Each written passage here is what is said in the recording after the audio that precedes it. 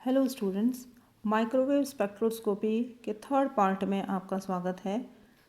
आज हम non rigid rotator के बारे में पढ़ेंगे। हम लोगों ने पिछले लेक्चर के अंदर रिजिड रोटेटर के बारे में पढ़ा था और आज हम नॉन रिजिड रोटेटर के बारे में पढ़ेंगे। तो जो नॉन रिजिड रोटेटर है और रिजिड रोटेटर दोनों में कुछ बेसिक डिफरेंस है। क्या डिफरेंस है सबसे पहले वो समझते हैं हम, और फिर हम ये इक्वेशंस देखते हैं। हम लोगों ने जब रिजिड रोटेटर पढ़ना शुरू किया था तो हमने ये माना था कि जो रिजिड रोटेटर है उसमें जो हमारा जो डायटोमिक मॉलिक्यूल है उसके अंदर जो डिस्टेंस है दो एटम्स के बीच का वो क्या होता है, फिक्स होता है। और उसमें हम ये मानते हैं कि सिर्फ उसमें रोटेशंस हो रहे हैं। लेकिन नॉन रिजिड रोटेटर के अंदर रोटेशन के साथ में वाइब्रेशंस भी एसोसिएटेड हैं। तो as the bond is elastic, therefore R is not constant, it keeps on changing and therefore B also changes। और ये जो मॉडल है इसके अंदर क्या है, जो स्पेक्ट्रल लाइंस हैं these are not evenly spaced. क्यों? क्योंकि इंटरन्यूक्लियर डिस्टेंस जो है वो, जैसे अगर इंटरन्यूक्लियर डिस्टेंस चेंज होएगा, मोमेंट ऑफ इनर्शिया बढ़ेगा with increasing rotation due to centrifugal force. तो ये बेसिक डिफरेंस है हमारे रिजिड रोटेटर मॉडल और नॉन रिजिड रोटेटर मॉडल के अंदर। तो अब ये देखिए यहाँ पर, ये देखिए जो एनर्जी है, इस तरह का जो मॉडल होता है जिसके अंदर के हम ये मान रहे हैं कि रोटेशन के साथ में क्या वाइब्रेशन भी एसोसिएटेड हैं। तो इसके लिए जो एनर्जी है वो एनर्जी को हम किस प्रकार से दे सकते हैं, ये इक्वेशन है एनर्जी का। रोटेशनल स्पेक्ट्रा के लिए तो अगर आपको ध्यान हो तो हमारे पास में क्या इक्वेशन था, E J is equal to H square upon 8 pi square I J into J plus one, ये था हमारे पास में। अब यहाँ पे देखिए यहाँ पर एक फैक्टर और इंक्लूडेड है डी। तो इसका जो हमारा इक्वेशन है, E J is equal to H square upon 8 pi square I J into J plus one minus D into H J square into J plus one whole square per centimetre. ये हमारा equation है energy का। चूँकि यहाँ पर देखिए ई जे जो है ई जे अपॉन एच सी के बराबर है, therefore E J is equal to E J upon H C, ये पर सेंटीमीटर के अंदर कन्वर्ट करने के लिए जैसे आपको उसमें बताया था ना, ठीक उसी तरह से हमने इसको करा है। तो b into J plus one minus D J square J plus one whole square per centimetre आ गया ये। तो b क्या है यहाँ पे, रोटेशनल कांस्टेंट है, और d कहलाता है यहाँ पे centrifugal distortion constant which is equal to, अब ये देखिए d की जो वैल्यू है वो आपको यहाँ पर दे रखी है। ये जो क्या कहलाता है, ये d की जो वैल्यू है वो है h upon 32 pi raise to power 4 I square 8 square के into C, that is equal to 4 into B cube upon nu zero square. अब ये हमें ध्यान होना चाहिए। तो न्यू ज़ीरो जो है यहाँ पर क्या है, ये फंडामेंटल वाइब्रेशनल फ्रीक्वेंसी है, मौलिक कंपन आवृत्ति है। और डी क्या है, सेंट्रीफ्यूगल डिस्टॉर्शन कांस्टेंट, अपघूर्णी विकृत स्थिरांक है, जिसका मान कितना है, जिसका मान है 4b cube upon nu zero square. और न्यू ज़ीरो अभी मैंने आपको बताया फंडामेंटल वाइब्रेशनल फ्रीक्वेंसी है। और चूंकि न्यू ज़ीरो का जो मान है वो b से काफ़ी ज़्यादा होता है, अतः इस समीकरण से d का जो मान है b से बहुत कम होता है। तो जो डायटोमिक मॉलिक्यूल का जो मॉडल है, या हम ये कहें कि रिजिड रोटेटर या नॉन रिजिड रोटेटर कोई भी हो, जो सिलेक्शन रूल है, चयन नियम जो है delta J is equal to plus minus one ही सही है, यही इसके अंदर यही वैलिड है। जैसे देखिए यहाँ पर देखिए कि जो हमारा जो सिलेक्शन रूल है, हम लोगों ने रिजिड रोटेटर के अंदर भी पढ़ा था कि वही सिलेक्शन वही ट्रांजिशंस पॉसिबल हैं जिसके अंदर डेल्टा जे की वैल्यू प्लस माइनस वन हो, यानी कि change in value of rotational quantum number is plus minus one. वही ट्रांजिशंस जो हैं वो क्या है, परमिसिबल है।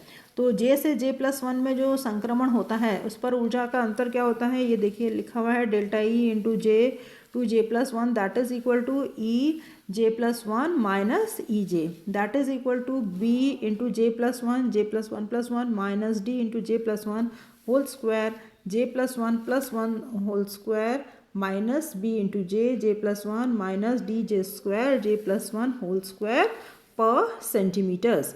तो अब इसको हम अगर कैलकुलेट करें तो ये आ जाता है 2b J+1 minus 4D J+1 whole cube per centimetre. इसी तरह से जो वेव नंबर है उसके लिए भी हम निकाल सकते हैं from J to J+1 for a non rigid rotator. क्या हो जाएगा वेव नंबर के लिए इक्वेशन, ये न्यू बार वेव नंबर है from J to J+1 that is equal to 2B J+1 minus 4D J+1 whole cube per centimetre. अब यहाँ पे देखिए, अब हम इसकी वैल्यू निकालते हैं तो यहाँ पर ये देखिए nu bar is equal to 2B 0+1 minus 4D 0+1 whole cube that is equal to 2B minus 4D per centimetre. अब देखिए यहाँ पर हम वैल्यूज़ रखते जा रहे हैं, ये है transition J is equal to 0 to 1 के लिए। तो यहाँ पे ये देखिए इसकी जो वैल्यू है ये आ रही है इस तरह से। अब यहाँ पे ये देखिए जैसे जैसे हम ये अलग अलग ट्रांजिशंस के लिए हम लोग वैल्यूज़ जो हैं ये कैलकुलेट कर सकते हैं। अब जैसे ये देखिए यहाँ पे 0 to 1 के लिए हमने ये कैलकुलेट करा तो ये 2B minus 4D per centimetre आ गया। 1 to 2 के लिए किया तो हमारे पास में ये आ गया। तो यहाँ पर आप ये देखिए कि उसमें हमने रोटेटर में, रिजिड रोटेटर में देखा था 2B 4B 6B 8B आता था। यहाँ पर ये आ रहा है 2B minus 4D 4B minus 32D 6B minus 108D 8B minus 256D पर सेंटीमीटर। यानी कि इसमें अगर हम देखें तो हमें क्या दिखाई दे रहा है कि जो रोटेशनल स्पेक्ट्रम लाइंस हैं वो समान दूरी पर नहीं हैं, बल्कि उनके बीच की जो दूरी है वो J के मान बढ़ने पर कम होती जाती है, जो कि इस प्रकार है कि जो पहली और दूसरी के बीच में क्या है 4B माइनस 32D है minus 2B minus 4D that is equal to 2B minus 28D per centimetre है। तो इसी तरह से हम ये देख रहे हैं कि दूसरी और तीसरी के बीच में ये आ रहा है 2B माइनस, ये देखिए ये लिखा हुआ है 2B माइनस 76D पर सेंटीमीटर आ रहा है। और तीसरी और चौथी के बीच में कितना आ रहा है 2B माइनस 148D पर सेंटीमीटर इनवर्स। तो जैसे पहले मैंने बताया था आपको वैसे ही कि D का जो वैल्यू है वो B की वैल्यू में बहुत ही कम है, अतः J के कम मान पर घूर्णन स्पेक्ट्रम लाइनों में अंतर दूरी या सेपरेशन लगभग समान होती है तथा आवृत्ति में अंतर प्रदर्शित नहीं होता है, जबकि J के उच्च मान पर यह प्रदर्शित होता है। तो ये आपको ये देखिए यहाँ पर ये देखिए यहाँ पे ये देखिए ये जो इसका स्पेक्ट्रम है नॉन रिजिड रोटेटर का ये हम देख सकते हैं। और ये आपको जो अभी बताया था आपको और अच्छी तरह से समझ में आ जाएगा कि as D is much smaller than B so the separation between the lines is almost same for small values of J but the separation decreases slightly with increasing J values as shown in figure. अब ये देखिए ऊपर तो क्या है जे का मान, नीचे क्या है ये फ्रीक्वेंसी है। तो अब ये देखिए जैसे जैसे जे की वैल्यू बढ़ रही है ना, वैसे वैसे ये जो सेपरेशन है लाइंस के बीच का वो क्या होता जा रहा है कम होता जा रहा है। ये दिख रहा है आपको, ये देखिए जैसे 0 1 इन दोनों के बीच में काफ़ी ज़्यादा है और यहाँ पे देखिए आप 5 6 7 के बीच में जो सेपरेशन है वो क्या हो गया है कम होता जा रहा है। तो जैसे जैसे जे की वैल्यू बढ़ रही है तो लाइंस के बीच का जो सेपरेशन है वो क्या होता जा रहा है कम होता जा रहा है। अब इसका जो रोटेशनल स्पेक्ट्रोस्कोपी का एक और जो एप्लीकेशन है, अब तक हम लोगों ने देखा कि रोटेशनल स्पेक्ट्रोस्कोपी या माइक्रोवेव स्पेक्ट्रोस्कोपी के कंडीशंस जो हैं वो ये है कि मॉलिक्यूल में परमानेंट डाइपोल होना ज़रूरी है, तभी वो माइक्रोवेव एक्टिव होंगे, नहीं तो नहीं होंगे। अब जो रोटेशनल स्पेक्ट्रा है इसकी सहायता से हम आइसोटोप्स जो है उसको हम आइडेंटिफाई कर सकते हैं। कैसे कर सकते हैं कि जैसे देखिए जो आइसोटोप्स हैं, आइसोटोप्स क्या होते हैं, आइसोटोप्स बेसिकली अगर हम बात करें कि आइसोटोप्स जो हैं ये एटम्स हैं। Isotopes are atoms of those elements which have the same atomic number but different atomic masses. Atomic number तो सेम होता है लेकिन एटॉमिक मास जो है वो डिफरेंट होता है। So when a particular atom in a molecule is replaced by it's isotope change in internuclear distance occurs. However, there is a change in total mass of the molecule as isotopic atom is identical in every respect except for the atomic mass. अब देखिए आपको पता होगा कि जो isotopic atoms हैं वो क्या हैं आइडेंटिकल होते हैं सारे एस्पेक्ट्स के अंदर, लेकिन जो चेंज जो है वो किसके अंदर है, सिर्फ उनके एटॉमिक मासेस के अंदर ही होता है। तो हम इसकी सहायता से जो रोटेशनल स्पेक्ट्रा है इसकी सहायता से हम आइसोटोप्स को भी आइडेंटिफाई कर सकते हैं। अब जैसे देखिए कि इंटरन्यूक्लियर डिस्टेंस चेंज होएगा, तो इंटरन्यूक्लियर डिस्टेंस अगर चेंज होगा तो ये देखिए बी की जो वैल्यू है, हमें पता है कि इंटरन्यूक्लियर डिस्टेंस चेंज होगा तो मोमेंट ऑफ इनर्शिया चेंज होगा, और मोमेंट ऑफ इनर्शिया किस पे निर्भर करता है, मोमेंट ऑफ इनर्शिया किससे अफेक्ट होगा, बी से। तो देखिए बी की जो वैल्यू है क्या है, h/8π² I into C, that is equal to h/8π² mu into r² into C. तो b is proportional to inversely proportional to moment of inertia and also inversely proportional to reduced mass. तो क्या होगा कि अगर moment of inertia and reduced mass जैसे से अगर बढ़ेंगे तो क्या होगा, बी की वैल्यू कम होएगी। अगर बी की वैल्यू कम होएगी तो जो सेपरेशन है लाइंस के बीच का, एनर्जी लेवल्स के बीच का जो सेपरेशन है वो क्या हो जाएगा, कम हो जाएगा। तो जैसे ये देखिए एक यहाँ पर एक अपन एग्जांपल लेते हैं, तो उससे आप लोगों को ये थोड़ा सा और क्लियर हो जाएगा कि जो आइसोटोप्स हैं वो किस तरह से इफ़ेक्ट करते हैं। अब जैसे मान रहे हैं हम कि जो अगर जैसे सब्स्टिट्यूशन हुआ, मान लीजिए हम दो आइसोटोप्स का एग्जांपल लेते हैं। जैसे कार्बन मोनोऑक्साइड के अंदर हमारे पास में एक सैंपल में C12 है और एक सैंपल में हमारे पास में C13 है।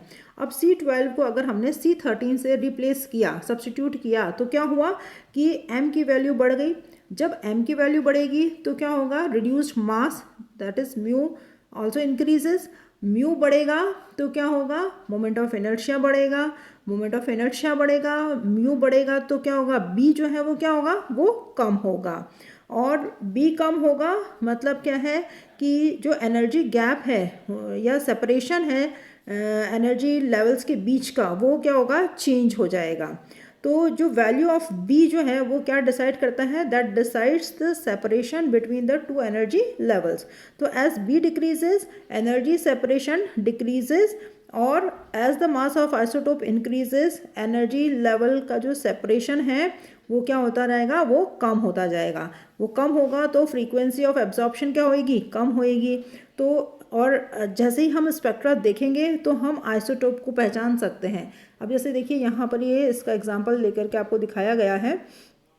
ये देखिए कार्बन मोनोऑक्साइड का, जैसे अभी मैंने बात की थी कि C12 और C13, अगर इसी से हमने इसको रिप्लेस किया है, तो जब C12 था तो स्पेक्ट्रा देखिए एनर्जी लेवल्स के बीच में गैप ज़्यादा था। अब इसको हमने C13 से इसको रिप्लेस किया, तो C13 से रिप्लेस किया तो क्या हो गया, बी की वैल्यू कम हो गई है। जैसे ही बी की वैल्यू कम हुई है तो ये देखिए अब यहाँ पे जो हमारे को जो स्पेक्ट्रा मिल रहा है, तो स्पेक्ट्रा जो है वो क्या हो रहा है, थोड़ा सा कम लेवल पर मिल रहा है। यानी कि जो एनर्जी का जो एनर्जी लेवल्स के बीच में जो सेपरेशन है या गैप है, ये देखिए ये कम होता जा रहा है। C13 के केस में कम होता जा रहा है। ये देखिए जो नीचे के जो ग्राउंड लेवल्स हम देखना शुरू करें तो ये जो डॉटेड लाइंस है ये क्या शो कर रही हैं कि जो एनर्जी लेवल जो है वो क्या हो गया, थोड़ा सा और नीचे हो गया। यानी कि जो गैप है दो एनर्जी लेवल्स के बीच का वो कम हो गया है बाय रिप्लेसिंग हायर आइसोटोप, है ना। जैसे C12 है, C12 को हमने C13 से रिप्लेस किया तो मास बढ़ गया। मास बढ़ते ही एनर्जी लेवल जो है, एनर्जी लेवल के बीच का जो गैप है वो क्या हो गया है, कम हो गया है। तो स्पेक्ट्रा जो हमें मिलेगा उसके अंदर हमें ये हम इसको देख करके आइडेंटिफाई कर सकते हैं कि दो स्पेक्ट्रा को जब हम कंपेयर करेंगे तो जिसके एनर्जी लेवल्स के अंदर गैप अगर कम है, या हम ये देखें वो कम फ्रीक्वेंसी पे अगर हमें मिलता है पीक, तो इसका मतलब क्या है कि वो जो आइसोटोप है वो क्या है, हैवियर आइसोटोप है। तो इस प्रकार से हम आइसोटोप को पहचान सकते हैं रोटेशनल स्पेक्ट्रम की सहायता से। तो ये आपका यहाँ पर रोटेशनल स्पेक्ट्रोस्कोपी या माइक्रोवेव स्पेक्ट्रोस्कोपी ख़त्म होती है। नेक्स्ट लेक्चर के अंदर हम वाइब्रेशनल स्पेक्ट्रा या IR स्पेक्ट्रोस्कोपी के बारे में डिस्कस करेंगे। Thank you.